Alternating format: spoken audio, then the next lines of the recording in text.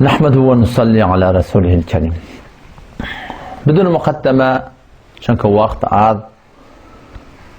Bir açık kurumma, bizim aramızda, Türkmen sehramızda, sokanlarlar beterken ölüyor. Hak bilen batılı tanımaklıkta, umum Müslümanı da, eğer çarçoğu bilmese, öz zayinna kıynalığı. O zaman, kavatlarda, men dostoğlarlarda aytyan ödüm. O sözü de aytdım men, onu şu açık kurumı. Men şagirtleri iki hamanı men ödüm bilen bir 6 ay, 1 yıl men öd kelatlamda şereket etýärler.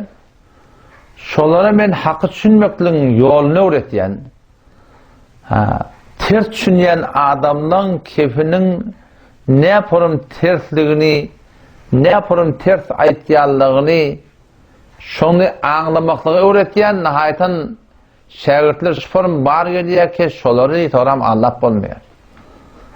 Kawatmy gülüp aýtýan näde? Kawal hada da aýdan gurrum. Teorisinde de aýtýan ki inni firi men anlap başarmaýar yani.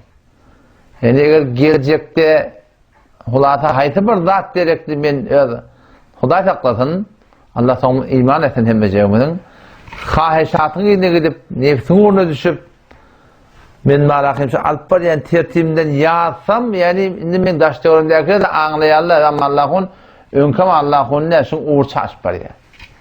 Şu çarşubu eger bir adam bilse hak düşünmeklikde hiçbir adam şunu Allah başarmıyor. Din düşünmeklikde sen hetmin marahim Allah meyde her olmalı.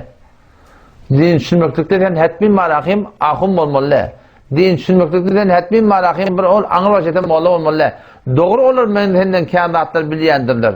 Ýöne hak bilen batıl taýlamaklıkda eger bir çarçup şu çarçuby raayet edilse her bir adam hak etip başardy. Näme iş etmeli? İki iş etmeli.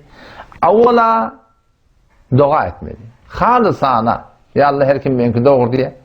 O bir zat diýipdi, bu Osmani diýipdi, o Wahhabi diýipdi, o Tawhidi diýipdi, o ýene bir zat diýipdi. Her kim hulata birbirine reddedip başlarına gay.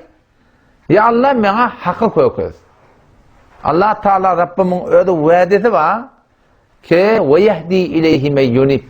Her kim enabatı olsa, yalvarmaklığı olsa, çın bütün yürekten sen doğruyu istemeklikten Allah Teala'dan bolsa, mahal ki Hudaý Teala hidayet etmesin. Dişinde bolar, huşunda bolar, set derset Hudaý Teala hidayet eder. Yüreğine şonu koyuyor Hudaý Teala, haýsy doğru. Mekavatlarda aytýan ki muhtelif adamlar var bizim mantagamızda. Şoda Gürdeşonda falan hem bir derset ihtimali hata bersen. Yok. Men asla ihtimal hata beremem. O baba sen delil çekçekke. Hem bir derset ihtimal hata ber. Ya Allah mene hak diýipýän. Şu düşünen adam hak diýip aýtýan. Ya Allah mene hak düşündür. Mana dogruny düşündür. Ya Allah meni ýalňyş ýamda meni hidayet et diýip, şuna Allah tebarek we taala biz awwal kadar hele haqiqi haqqa ýetjek bolsak näme etmek gerek? Dua etmek gerek. Bir gurrun. İkinci gurrunda bir çarçup da var. Şu çarçuba belet bolmaly. O da näme? Hanefi mezhepden menilen mesailemi sorap durmaly. Mezhep ma? Mezhep dinel. Bizim dinimiz İslam. Kitabımız Kur'an, Rabbimiz Allah Teala, Muhammed sallallahu aleyhi ve sellem peygamberimiz. Bizim dinimiz İslam. Emma mezhep diğerleri eğer şu mezhepten çıksan, şun iyiri adam gomrahiye karşı çeker. Ve eğer mezhepten fetva verilmese, adam zaten iyiri hakikat yolla malahim çıkmasına sebep oluyor. Mezhebin hakiki gerektiğini, olbur denana, ağolla men dahsallarını, geçen kilaslarda aytdım, şonda kavuşundan oluyor. Mezhep neymiş şimdi de gerek? Mezhep şundan için gerek koydu, Müslüman doğanım. Neydi Hanefi mezhebi gayim durmalı betiyat. Awala qarın haftam haştımda şuna icma bolturaga her kim 4 mezhepten çıkmalı, her kim de bir mezhepte durmalı iptirler. Vacip li gayrihi ettirler. Gerekli ettirler bir mezhepte durmalı. Nämen için bir mezhep gerek bide? Onu bir denanan destanamın kavuşundan oluyor. Bir denana qadın yanına varıptır. Qadi Maliki mezhep, denana da Maliki mezhep. O zaman denana arzahal ettir qadiye. Gazi gurrunu eşitip sonra modelana deyiptir. Kur'an bilen peygamberin aydan hadisine wala keteyim mi? Hukmedeyim mi? Ya yok. Ama Malik'in aydan wala keteyim mi diye aytdy. O denana akıllı denana demiştik. Onu İmam Malik'e hareket etti. İmam Malik'in mezhebine hareket verdi. Ama gari gen kaldı. O ne mi deyip? Meğer Huda bilen peygamberden goyundu mu deyiptir. O ne Huda bilen peygamberden goyundu da. Yani Cenab-ı Gari men ten düşünüşüne Kur'an'dan hadisten anlamı yok deyipti. Men ten düşünüşüne anlamı yok deyipti. Men İmam Malik'e anlamı deyipti. Eşe doğrultusunda Müslüman doğun, şu konu Türk mesela hemme takdirlerinin tıylığı, hormati, edebi, ehtiramı taklan, zayinna, ama hakiki işi verilip duranlar, Huda bilen peygamberin aydan ne olayligini ya değerligini bilecek olan, ne etmeli? Şunu mezhepten takdir, Hanefi mezhepten bana aytıp verdi. Hanefi mezhepten bana yazıp verdi. Dönün günde doğru tuttuk uçakta, kurunda solamında, iki olup diye bir ahuneden kurduk diye. Ben de tamam ayttım diye, o de, şundan sonra mezhepten sonra hadiydim diye.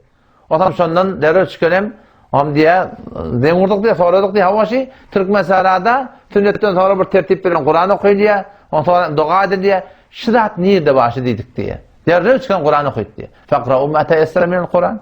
Huda Teala Kur'an'ı ödü, Sure-i Muddessir, Sure-i Muzzemmil'le diye, Kur'an'ın her kadar okuyup başladan okuyor deyip diye, şuna okuyup diye, şu ayeti okuyup öde iştihad etmeyen durup diye, fetva vermeyen durup diye. O zaman ben kaptır, lakin kalktım diye baba, ödünne fetva verdi. Şu ödünne fetva verdi. Şu mezhepte fetva veren. O zaman şu tayda Müslüman doğalım. Eğer şu çarçubu bir kaim olsak, inşallah, şunun bereketine biri yolun ağdaşarlar, ağdaştırmalar. Yolun ağdaşarlar var. Yolun çıkarlar, baki inantak var. Senin kim yoldan çıkıp çıkmadan bilecek bu adam? Sen öz mezhebin bil, mezhepte bana yazıp ver. Haydi bir dağıp oldun. Haydi bir daha ki mantıqada iman taydan, aqide taydan, mesail-i furu'i taydan, şonu var akıyım sen doğru derin bilecek adam açık kurdun. Bir Hudaya sığınmakla hakkında ama adamın aqidesini emedi. Der o hadise bakırlar. Yok ama adamın aqidesini bana aytıp ver. Mezhep başın aqidesini bana aytıp ver. Ama adam şanxanı ne emediptir? Ölün hakkında ayet 40'ı yüzü pişirip veriyerler, ama adam ne emediptir? Mezhep ne emediptir? Kâmet demektin hakkında mezhep ne emediptir? Sıfıran başına el kaldırmakın hakkında Hanefi mezhebin ulemaları ne emediptir? Yani ne mayıv var, ne miradı var, ne mayıv var, iradı şıtadı var. İmam Adem rahmetullahi her bir dua sokapta, her bir emin sokapta, her bir Kur'an sokapta, her bir namaz sokapta, her bir sadaka sokapta. Bir kişinin hemmeti şeriata uğra olsa soğa. Peşvat o da cuma baranda yalgıllı da. Hutbe okuyup duha namaz okumak da haram, keplemek de haram diye koyupturlar. Namaz okumak haram mı diye bir vakitte. Sen dağıtandan sonra gelip mescitte teheyyül mescid okuyup başarmıyordun. Sen işe otur vacibı aradan vakitinden başla sen cemaat okuyup başarmıyordun. Sen manakım ruku gavdat ama iktar ruku edip başarmıyordun namazda. Secde gavdat ama sen dört tabartın secde başarmıyordun. Her bir dadi ki bana şol şeriata uğra olmalı. O da inşallah şu çarşıba gayimdir öyle. Mezhepten soraydı, mezhepten bileydi, mezhepten bana yazıp verdi. Yani kefe, tevcih böyle böyle şeyler oluyor. Hanefi mezhebin kitabında, Allah için 1400 yıl geçiptir, 1250 yıllağı Hanefi mezhep bileme ummata hilafat ve hükümet ettirler. O şey yarısı zat yok. Hanefi mezhebin içinde ne mi bağlatacak belli, mezhebin aydan ne olabilir düşünecek. Düşünüp de amel etsek inşallah o fetva sorarsak tenesen orada yarıp verdik de durma.